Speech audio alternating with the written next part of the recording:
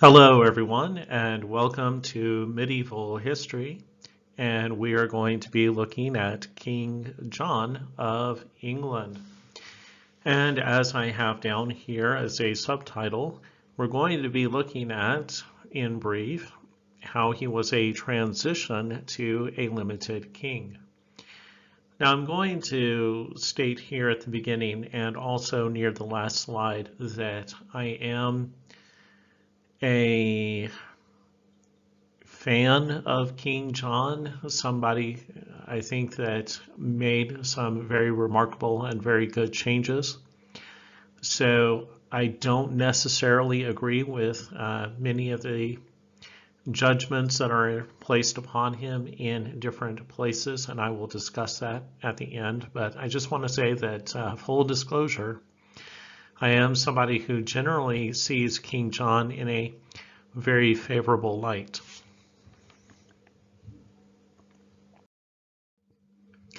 King John was a king who led England and Europe slowly to change from absolute rule to rule by consent, and that's why we are looking at him. We are looking at him to see how he stands between Charlemagne, or Charles the Great, and King Henry V. And as I've said repeatedly, all three of these kings represent different degrees and types of rule that we see in the medieval period. Charlemagne represents, as I have said before, the absolute ruler. No parliament, no Congress, no Senate, nobody to question his decisions or what he wanted to have happen. The only thing that he had was the missives, who would go out and just basically ensure that what he had said and what he had commanded took place. But other than that, he was totally unrestrained. And we see this pattern of kingship exist from, well, even before Charlemagne, and then definitely after him. Then we come to King John, and King John was, as I have been saying, a transitional figure. And so he had elements of an absolute ruler, but yet he also lived long enough to be forced into recognizing that he was going to be unlimited. So he began as absolute, and he would end as a limited king or monarch. And it's very important to understand as we get further into the study, he recognized the significance of the changes that were taking place around him. And so he was very worried about the changes that were taking place and fought heavily against them. King John did not necessarily want to be a transitional figure, but events and powers and forces that were greater than him alone really pushed that into the direction that it went. So we see here that King John established a lot of things. He had a lot of accomplishments, and I believe that a lot of these accomplishments are not properly recognized. He created the foundations for the Royal Navy, introduced the first understanding of rights and obligations called the Magna Carta, or Great Charter. His rule began the breakdown of feudalism, and he began the establishment of London as the English capital. Some basic facts. He was born in 1167 and died in 1216. He was somewhat in power, and he was close to the throne, obviously because his father was king before him. But it was not until 1199 that he actually came to the throne and had full recognition from not only the people in England, but also people in France and other locations, that is when they finally recognized that, yes, he is the King of England. And he ruled until he passed away in 1216. Now, while you will possibly read in other areas that King John was very active, and he would go hunting, he would go sporting, he was involved in different types of kingly athleticism, as was expected. He was actually not very healthy and always seemed kind of weak physically and somewhat gangly. And this portrait here, I think has come from a later rendering. Some of the earlier ones show a very frail, white, pasty type of person, not very strong physically. And I think that resulted in him having a much more aggressive personality. So King John, while not very physically imposing or threatening, certainly exerted a lot of forceful personality. And that tends to be a very common thing in people who don't have a lot of physical strength. Their personality ends up compensating for that in many ways. Very interestingly, he had a mobile court. And when I mean mobile court, I mean he lived on the road. Imagine, and I was going to show a photo of an RV or recreational vehicle, basically a house on wheels in America. And you can get in this house on wheels and drive all over the country and just never really stay in one place for very long. And this is what King John did. He got into a wagon or wagons. He had a lot of different carts. Each cart held maybe the treasury, all of the money and riches and finances of England at that time. He had an administrative cart or carts and wagons where they would hold all of his records. And when I say records, I don't mean music records. I mean they would carry all of the things that he had written, all of his correspondence, everything that came in, a copy of everything that went out was kept with him. And so you might have a group of people, a group of wagons about 1 kilometer to 1.5 kilometers long. And this is King John and his court and constantly moving.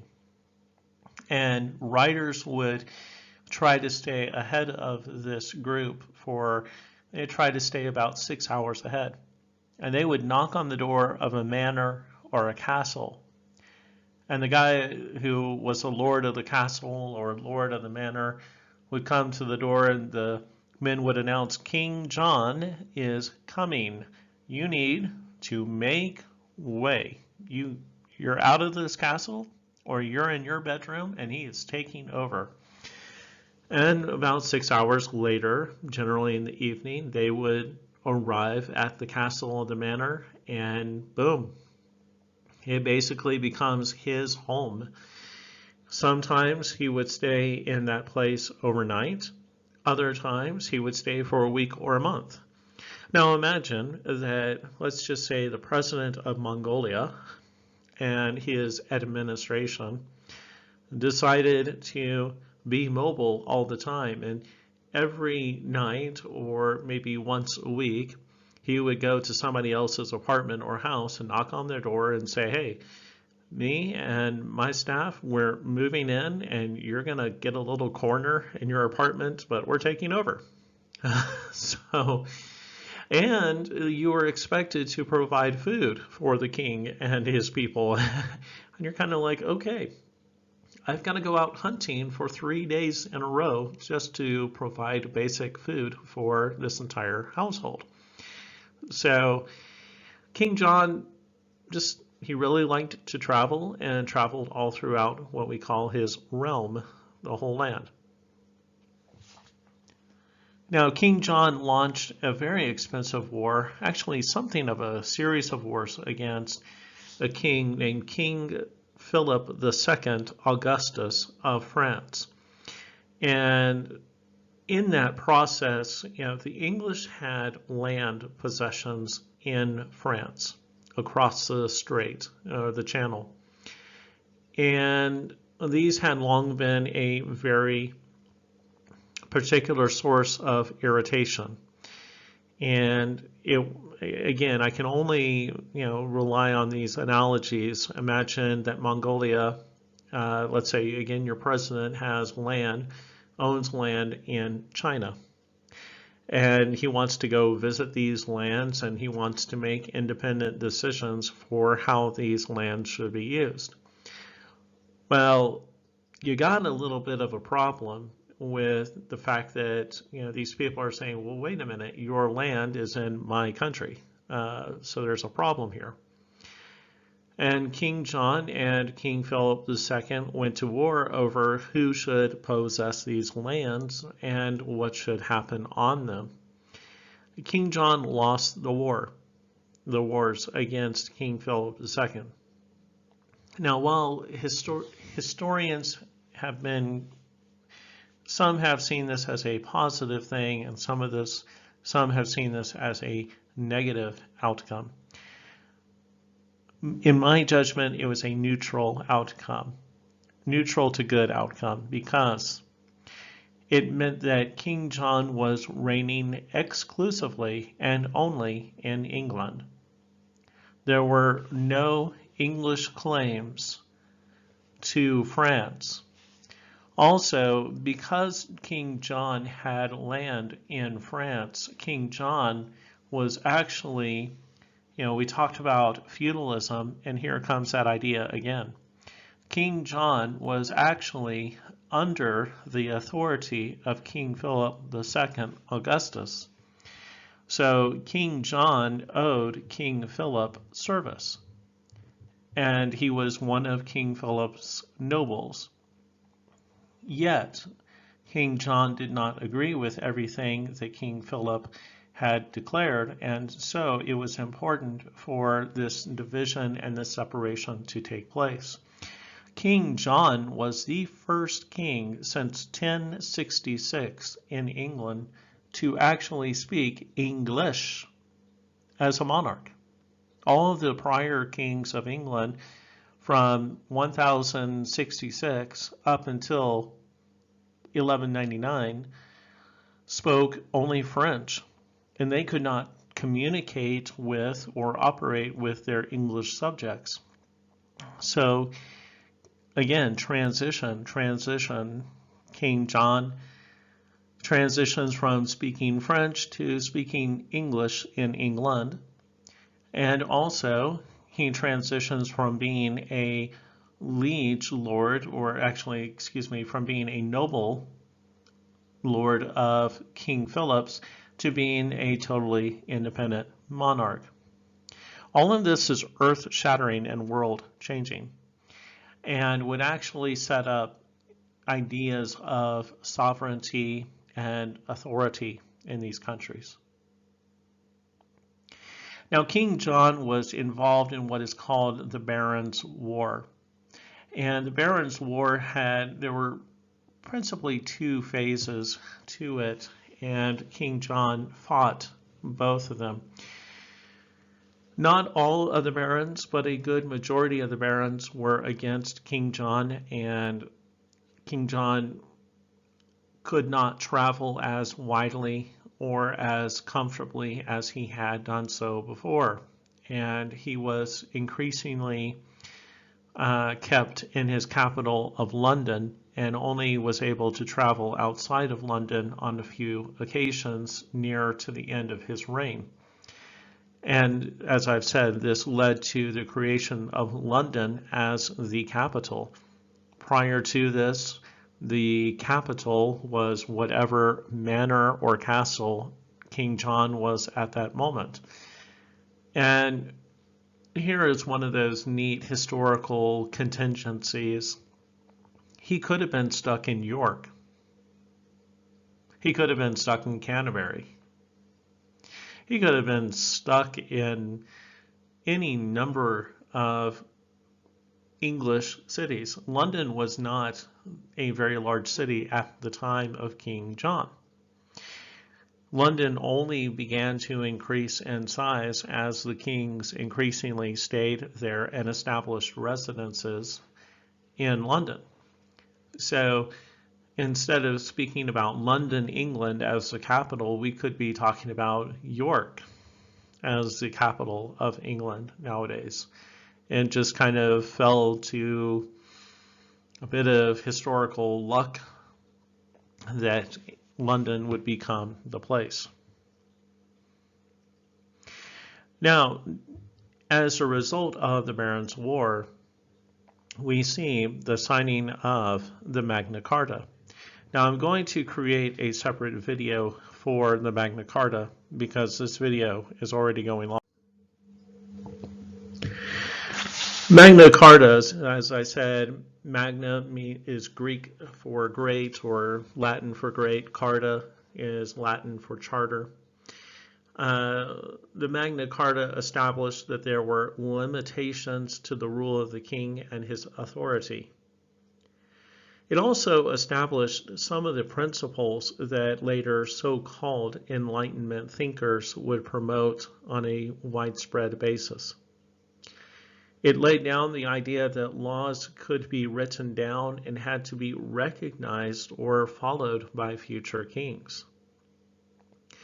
Also, it would be a step towards developing the Parliament and its creation during the reign of King Edward I. So all of these are very significant developments. And I'm going to be creating, as I said, a separate video to review some of the more important statutes in the Magna Carta. But no other document in history, there was never another document like this in history because no king ever, well, I take that back because we do have the reform text of Urukagina in Sumer, and that dates from about, if I remember correctly, 2550, yeah, somewhere around there, 2600 BC, so 2600 BC. Anyways, but the Magna Carta is one of the next steps and largest developments in Western history, I'll qualify it that way, for the establishment of rights for the citizens and limitations and obligations on the part of the king. So for Western history, this had great import and impact and actually really governs the way we live today. All right, King John, good, bad, or what? Well, King John was not what many would picture as the ideal man. He was not cuddly, soft, and friendly. He was not very likable. He had a very strong, harsh personality. He was, one of those guys that you just tended to steer clear of and you didn't want to have around all the time. There are people like that everywhere, not just as kings. So now King John lived and emerged in a rough era when politics and personal ambition were one and the same. It was hard to separate personalities, and when you're an absolute monarch and you're seeing that total freedom of rule starting to be chipped away and taken away, then you're going to get angry, frustrated. And he definitely sought to preserve his rule very strongly. And as I put here, this was a time when politics was settled with a sword or bow and arrow, not people sitting around in suits with coffee cups and discussing matters. Your will had to be carried through a strong and forceful personality. And you couldn't rely on just total generosity and, let's just be friends. there were a lot of people who needed to be strong during this time. And I want you to mainly dwell upon that. This was politics and leadership in a different time. And while we generally look to people who are soft and diplomatic and smile and are happy and charismatic and have the perfectly combed hair, you know, that was not the standard of leadership in this time. Sometimes the standard of leadership was, hey, he killed more people than you, and I'm going to, be following him, So the standard of leadership has significantly changed, and what we count as a great and wonderful personality was not the same as what they counted as a great and wonderful personality. And as I said before, John's physical issues led to his personality being magnified and strengthened, and really, I would say this helped him survive. He's facing another king across the English Channel. He has to go to war. And this is an age of brutal warfare. You're marching in heavy suits of iron, you're in metal, and you're marching through fields in hot weather. It's 36 Celsius inside your armor. You get knocked off your horse and you're lying there, and some guy takes a small knife out and slits your throat or rams you through the eyeball and into your brain, and gives you what's called the stroke of grace, the coup de grace. And it was a harsh and bitter age, and you had to be somewhat harsh and bitter in your attitude. Again, King John contributed to the establishment of many institutions that benefited England. He established the Royal Navy and established the headquarters at Portsmouth, which it is still today. King John set up basically the finances and treasury of the state. He established London as the capital, and was forced into recognizing and kind of drug kicking and screaming into a limited rule, which he couldn't see how it would benefit people, but eventually it would. If you want more information on King John, you should go to Britannica.com. Now, I don't agree with everything that was written on Britannica.com about King John. However, I would say that it is in the main fairly comprehensive. It gives a lot of detailed dates and times of events and kind of fleshes a lot of this out far more than I can in this video. But again, I don't agree with everything that is said in that article, and you should remember that the majority of historians have had a more negative view of King John.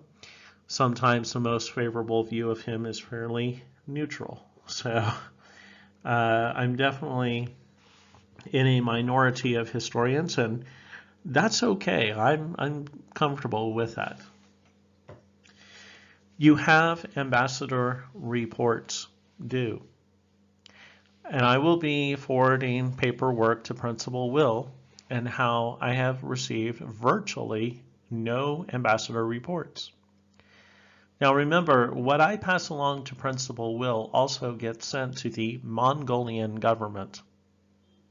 And if you want to be embarrassed and lose face with not only your parents, the school, but also the government, you are welcome to be.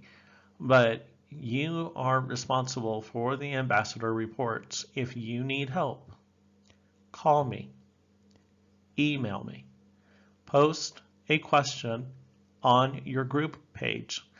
The worst thing that you could do is to do nothing. Give me something so that I don't have to embarrass you or cause you to lose face with the school, your parents, your homeroom teacher, or the government. Okay?